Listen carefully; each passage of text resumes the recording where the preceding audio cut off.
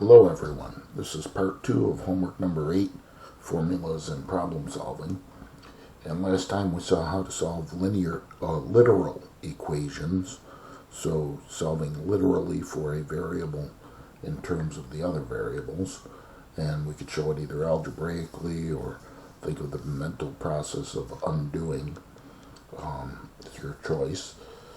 And I do want you to memorize two formulas.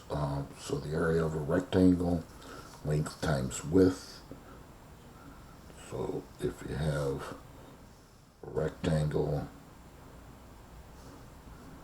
call the longer side length, L,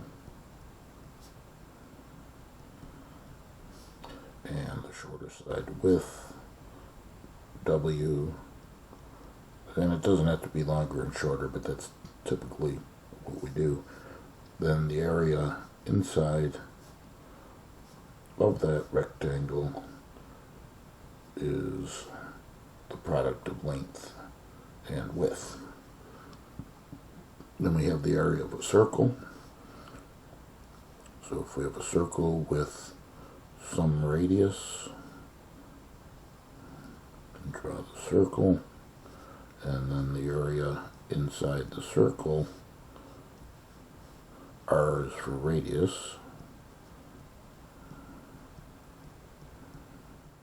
Of course, area. The area of the circle is pi times R squared.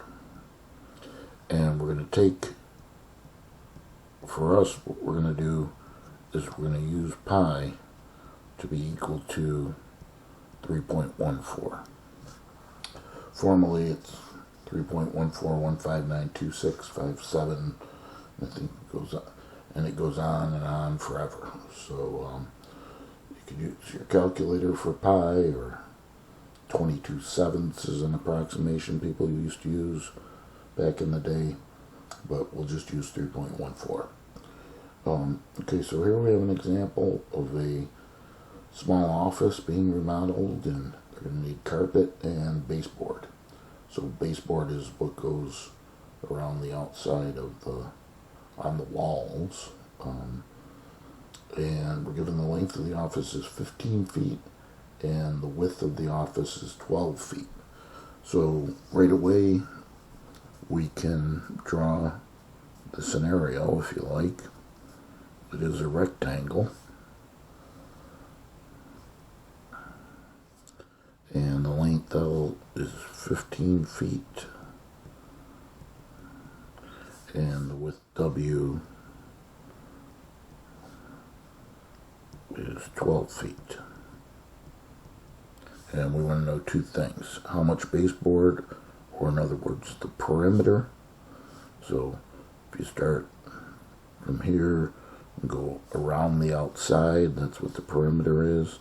We know how much total distance that is. And then the carpet is the area. And that's a rectangle, so we'll use our formula for the area. So we'll start with the baseboard. And again,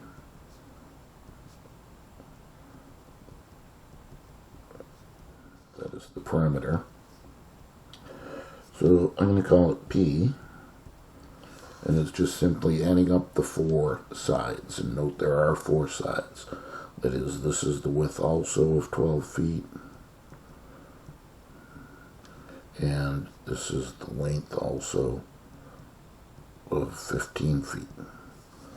So I'll start in the little right corner and I'll go counterclockwise.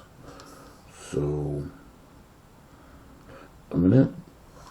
I'm not going to use the units here. I'm going to assign units at the end. But it's just the units of feet, because we're adding 12 plus 15 plus 12 plus 15. And so that turns out to be 54. And the units are just simply feet, because it's a distance, okay? A distance of around the outside, linear, one-dimensional. But when we get to the area, This is, I guess, formally answering the question. This would be the carpet.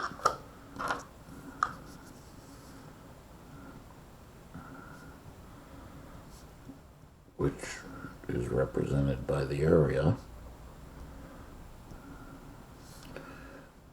The area is going to be length times width, or LW. And the length is 15 feet, and the width is 12 feet, and that's going to give us 180, but the units are feet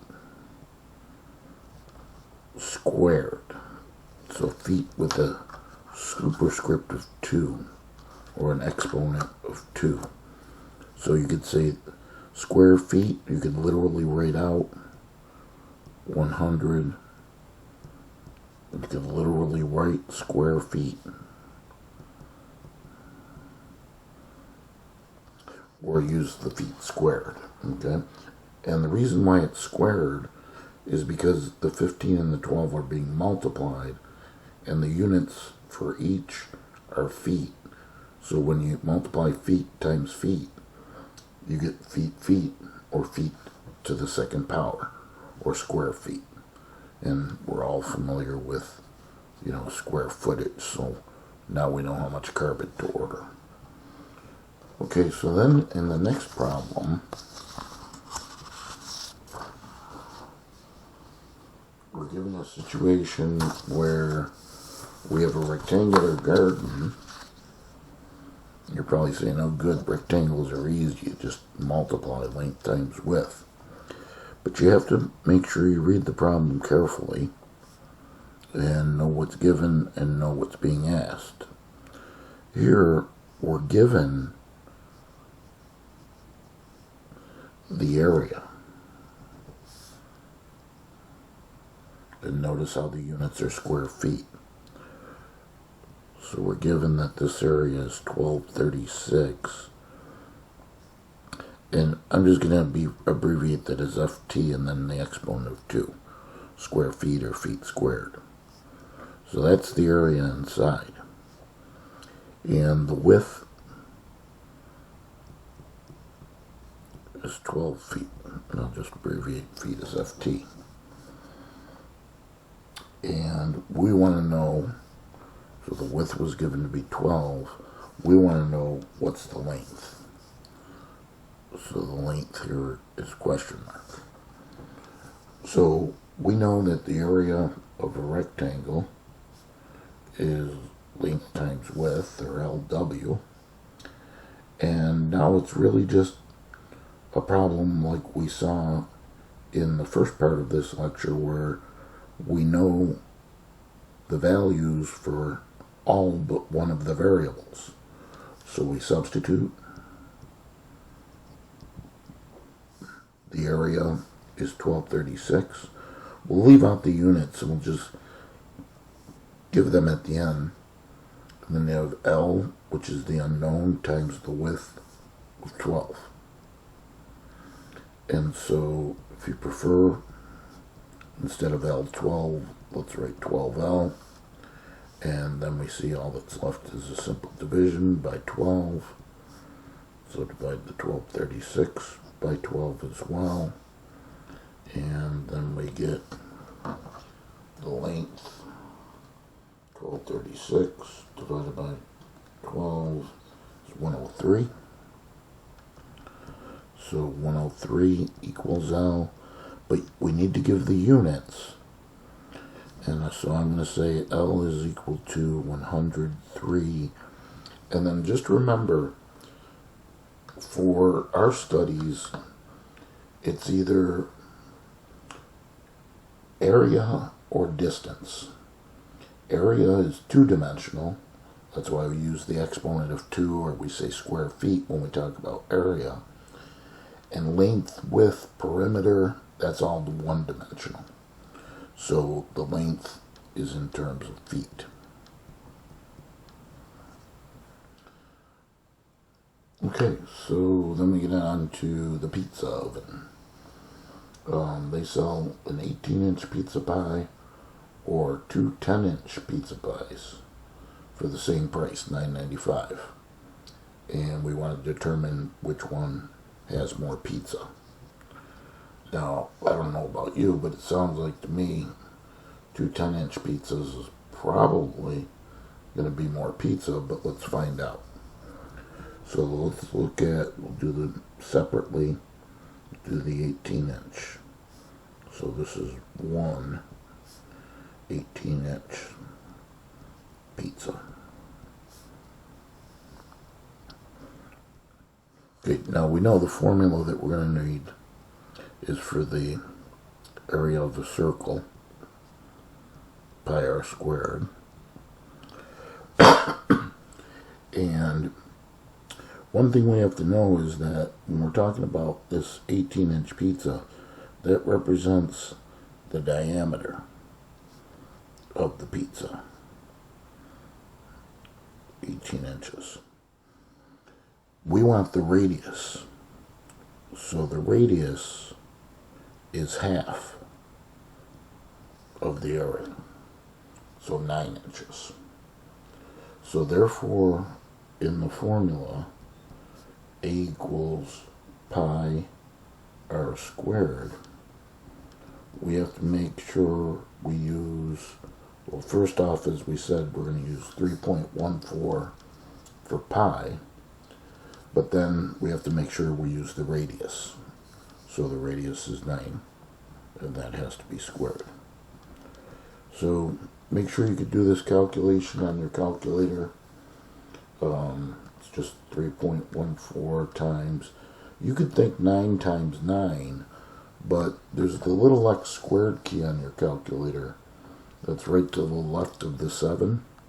Sometimes that's helpful because what you could do, here I have the 3.14 typed in, and then times, I could hit the 9 and then hit the x squared key, and then it does everything for me at once. So 254.34. 254.34. Okay, that was inches. The dimension of the radius was inches, but it's squared. It's squared because it's area, and area is two-dimensional, and also you could see that it's squared because if you put the units of inches here in with the 9, you'd be squaring the inches to get inches squared. Okay, so that's how much we have in one 18-inch pizza. And let's do one 10-inch pizza, and then we'll double it. So for the 10-inch pizza, again, if you draw a circle, the 10-inch represents the diameter, and we want the radius, which is half of that, so 5 inches. So in the formula, A equals pi r squared. Again, we're going to use 3.14 for pi. The r is now 5, and that's being squared. So do that on your calculator. And again, you could do 3.14 times 5 times 5, because that's what 5 squared means, is 5 times 5.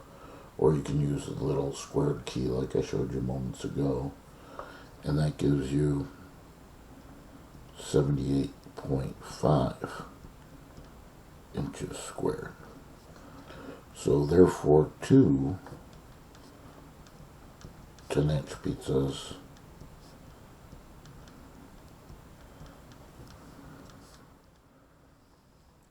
are going to have an area of 2 times the 78.5 inches squared. So that gives us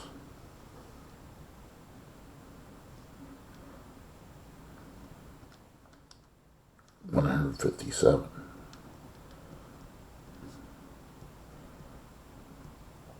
inches squared. So quite a bit of difference, actually. Obviously, the one 18-inch pizza provides us with more pizza.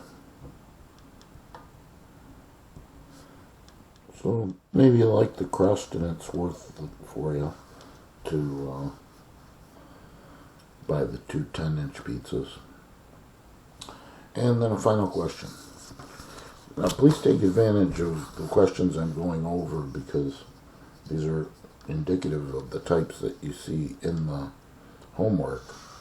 And here's just a basic substitution. It looks really cumbersome because there's a lot of language here, but Dolbear's law.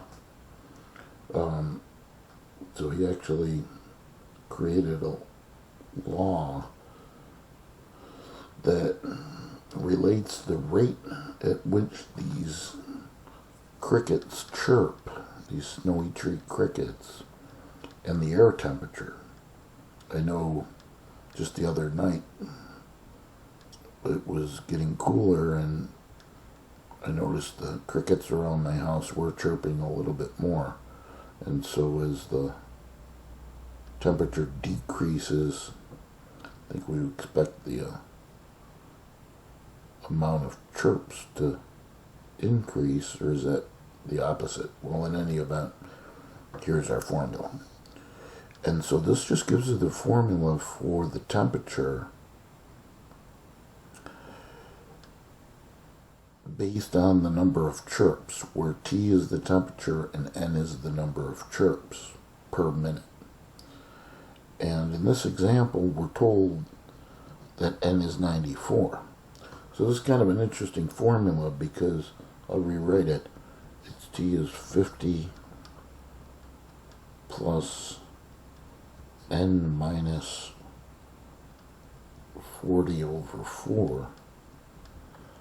It predicts the temperature based on the number of chirps. So, kind of a cool thing that he developed. And all we're going to need to do is substitute. So this is a very simple problem because all we have to do is maybe note that N equals 94 chirps. Actually, it's given right here. It's even stated as I underlined earlier. So in the formula, we keep the T. We want to know the temperature. So note N equals 94 and T is your question mark, if you like. And so we have 50 plus N is 94 minus 40 all over 4. So the 50, the 40, and the 4, that's all part of the formula. That's part of what Mr. Dolbear determined based on his studies. And so that's all we need to do. Now you might want to do this separately just so you don't make careless mistakes. Maybe recopy the 50 and do this computation separate. It's your choice, depending on how comfortable you are with your calculator. Just make sure when you do 94 minus 40, you press equals, and then divide by the 4. And that gives 13.5. If you didn't press equals, it would give you the wrong answer because then it would just be taking the 40 divided by the 4. So after you do the subtraction in the numerator, make sure you press equals. Okay, and then it's just simply adding. So that's 63.5. And we should give it units. Let's see. Temperature was in Fahrenheit degrees. So degrees Fahrenheit or Fahrenheit degrees. Okay, so that's the end of homework number 8. And we'll see you when you're ready for homework 9.